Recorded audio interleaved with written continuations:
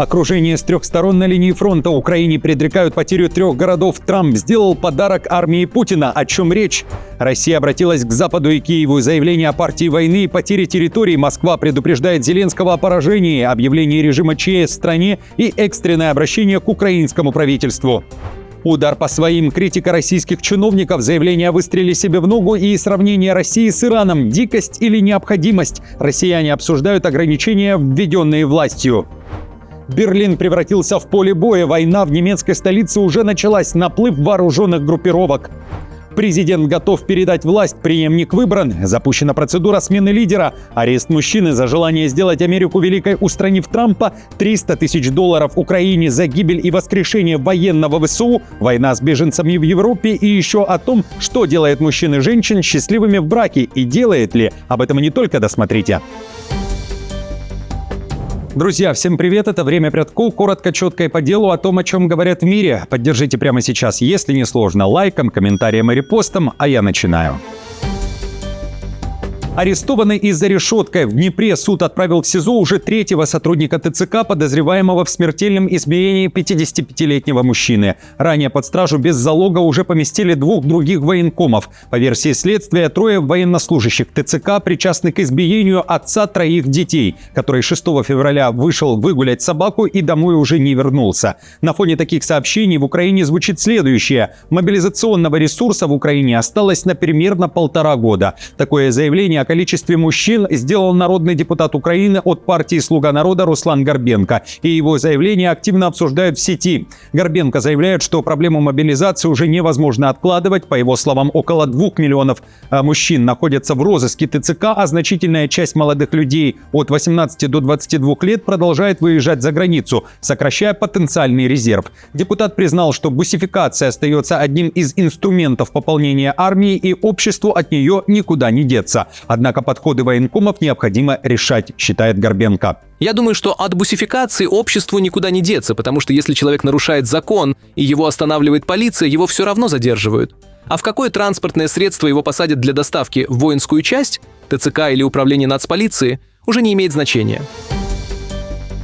Удар по своим, критика Кремля и сравнение России с Ираном, а также потери на фронте из-за действий чиновников. Топ-тема последних суток – удушение Телеграма. Роскомнадзор официально подтвердил, популярный мессенджер замедляют по всей стране. Ведомство заявляет, причина в неисполнении законодательства России, а потому идет последовательное ограничение, и все ради народа. Давление усиливается и в судах. С начала этого года Таганский суд Москвы зарегистрировал как минимум 7 админпротоколов против детища Дурова за отказ удалить запрещенный контент. Поддержали блокировку Телеграма и в Госдуме. По словам депутата генерала Гурулева, данные меры продиктованы необходимостью, иначе бороться с НАТО будет сложно.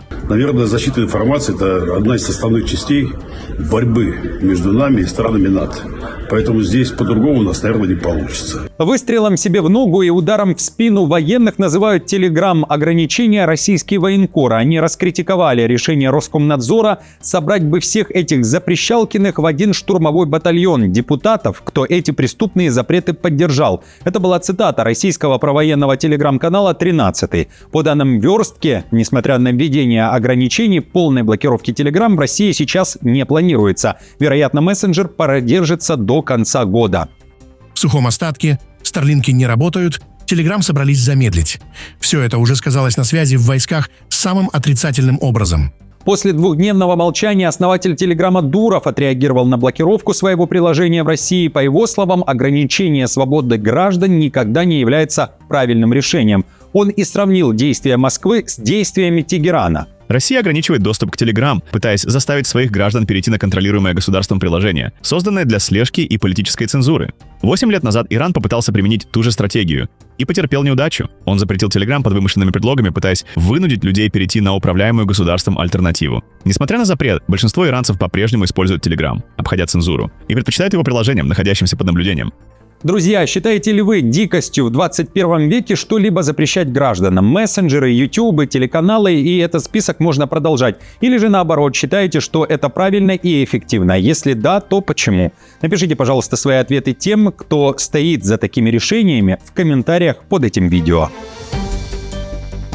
Берлин превратился в поле боя. На фоне заявлений о возможном и даже неизбежном конфликте с Россией немецкая столица сталкивается с другой войной, которая уже идет. Это волна бандитских войн. Сенатор по вопросам юстиции Феллор Баттенберг заявила о качественно и количественно новой угрозе на улицах города. Вооруженные группировки переходят черту и открывают огонь. Главная цель – запугивание предпринимателей и вымогательство крупных сумм за защиту. По словам сенатора, часть исполнителей специально привозят из-за рубежа, чтобы давить на бизнесменов того же происхождения, используя уже существующие криминальные сети в городе.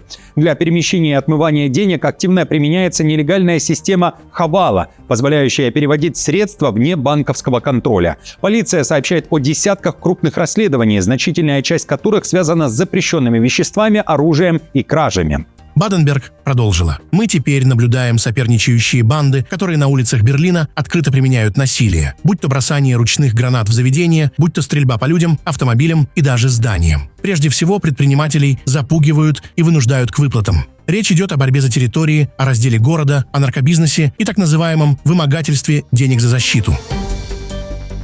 Приговор за желание ликвидировать президента. Американцы отправили за решетку на 3 года и 5 месяцев за угрозы в адрес Трампа. Как сообщает Минюст США, летом прошлого года мужчина подключился к прямому эфиру в ТикТок, посвященному президенту Трампу, и там оставил комментарий, что есть только один способ сделать Америку великой – это убрать физически американского лидера. Потом посыпались еще более жесткие заявления, суть которых сводилась к тому, что американец публично обещал уничтожить президента США.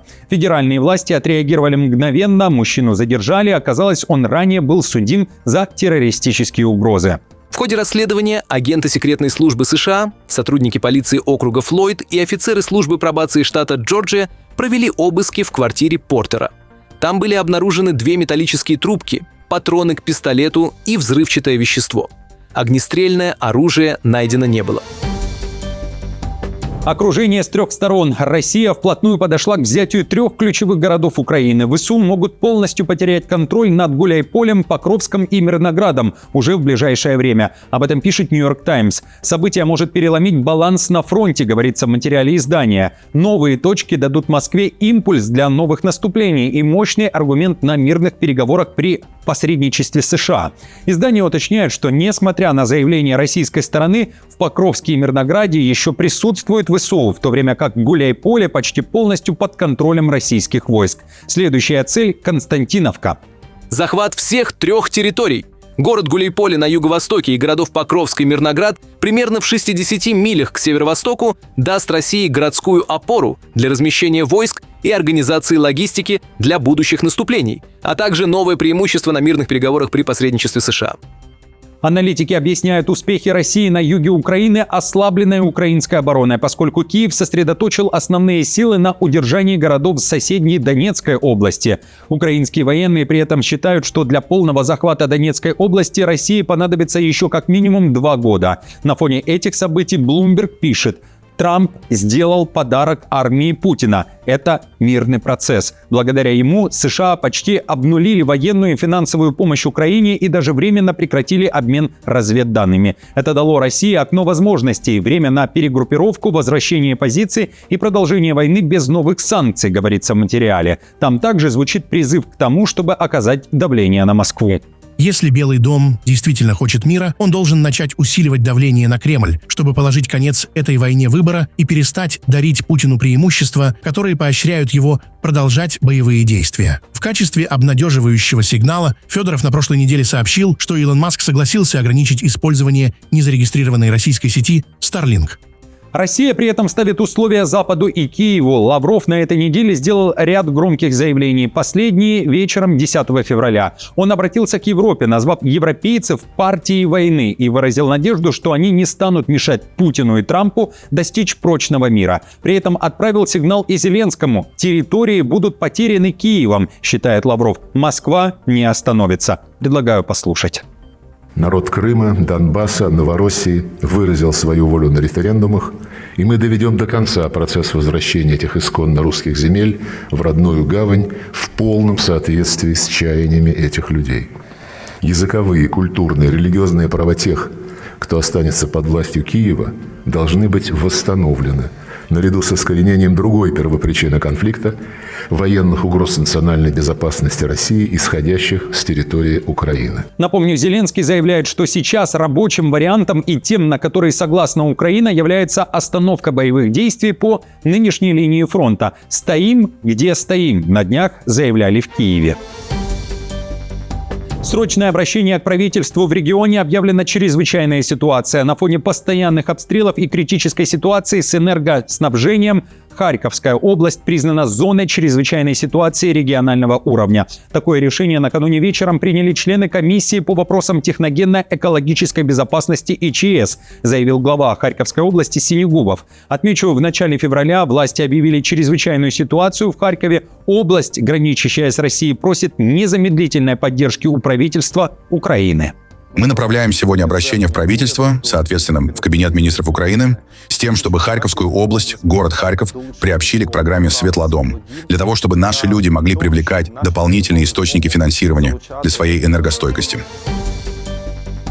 Внезапное возвращение погибшего и юридический прецедент. В Украине семья военного ВСУ, которого официально признали погибшим, должна государству 15 миллионов гривен. Это более 300 тысяч долларов. Потому что мужчина оказался жив и недавно вернулся домой из российского плена. Об уникальной юридической ситуации на сессии Львовского облсовета рассказал представитель омбудсмена Подворный. Военнослужащий Назар Долецкий пропал без вести еще весной 2022 года. Осенью того же года власти сообщили о его гибели, а потом семье военного предоставили результаты ДНК-теста, который подтвердил идентичность тела на 99,9%. Вскоре семья украинского защитника получила выплату от государства за гибель военного. Это 15 миллионов.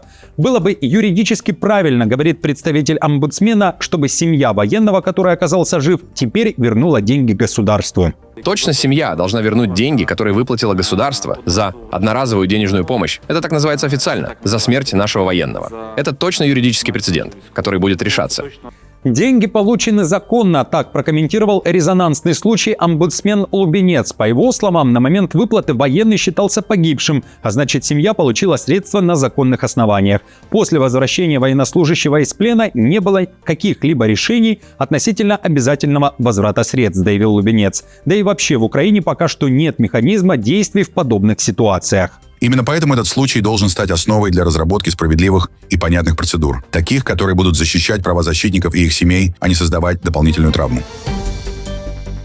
Президент готовится к передаче власти и уже выбирает преемника. Президент Турции Эрдоган начал выстраивать сценарий смены власти в стране, который может получить его 44-летний сын Билал. Внутри правящей партии «Справедливости и развития» все чаще обсуждают транзит власти. Рассматривается схема постепенного ввода Билала Эрдогана в большую политику, вплоть до лидерства в партии. Его публичность резко выросла. Госсми регулярно продвигают его образ, а президент все чаще берет сына в зарубежные поездки. Источники Bloomberg утверждают, Билал проходит неформальную подготовку к политическому лидерству и уже участвует в кадровых решениях внутри партии и правительства. Главным риском для Эрдогана, пишет Bloomberg, это кризис стоимости жизни, который может подорвать поддержку избирателей, включая миллионы пенсионеров. По словам источников, знакомых с обсуждениями в правящей партии «Справедливости и развития» в Анкаре, вопрос передачи власти все чаще поднимается за закрытыми дверями. Возможный приход Билала в политику уже рассматривается, в том числе как вариант его будущего выдвижения на роль лидера партии. Источники говорили на условиях анонимности из-за чувствительности темы. ЕС резко закручивает гайки для беженцев. Накануне Европарламент утвердил новые строгие правила для просителей убежища. Евродепутаты утвердили список безопасных для жизни стран, в котором оказались Бангладеш, Египет, Индия, Колумбия, Косово, Марокко и Тунис. Заявки от выходцев из этих стран будут рассматриваться ускоренно и в большинстве случаев отклоняться, сообщается на сайте Европарламента. Под удар попадают и страны-кандидаты в ЕС, в частности Сербия и Турция, и их граждан тоже будут считать выходцами из безопасных стран, если в данных государствах нет военных действий или масштабных нарушений прав человека. Но главный поворот – другое. Европарламент одобрил механизм депортации беженцев в третьи страны, даже если у человека нет с ними никаких связей. Также в ЕС теперь будут учитывать маршрут мигранта. В убежище могут отказать, если заявитель проезжал через безопасную страну, но не запросил там защиту. Согласно новым правилам, Именно заявитель должен будет доказать, что данная норма не может быть применена к его случаю. Например, из-за обоснованного страха преследования или риска серьезного вреда при возвращении на родину. Секрет счастливого мужчины раскрыт. По данным соцопроса General Social Survey, брак и отцовство напрямую связаны с уровнем счастья и реализованности мужчин. Так, 35% опрошенных женатых мужчин, у которых есть дети, заявляют, они очень счастливы. Еще почти 50% респондентов также с женами и детьми называют себя скорее счастливыми. Среди женатых, но еще не ставших отцами, счастливых всего треть. А четверть мужчин, живущих в браке без детей, считают себя несчастными. Вовлеченное отцовство буквально меняет мужчину. Исследования показывают гормональные сдвиги, снижение тестостерона и агрессивности по мере заботы о ребенке. Это не ослабление, а адаптация. Женатые отцы чаще живут с детьми, больше вовлечены в их жизнь, их браки устойчивее, а удовлетворенность жизнью выше. Аналогичный опрос замужних женщин, родивших детей, показал, 40% из них очень счастливы. С кольцом, но без детей радуется жизни только 25%. Самая тревожная группа, говорят исследователи, это одинокие матери. Лишь 17% из них чувствуют себя по-настоящему счастливыми. Друзья, вновь и вновь говорю вам всем спасибо за вашу поддержку. Если не сложно, пожалуйста, поддержите прямо сейчас лайком, комментарием и репостом. Хороших новостей, дня и настроения. И до встречи, как всегда, уже завтра.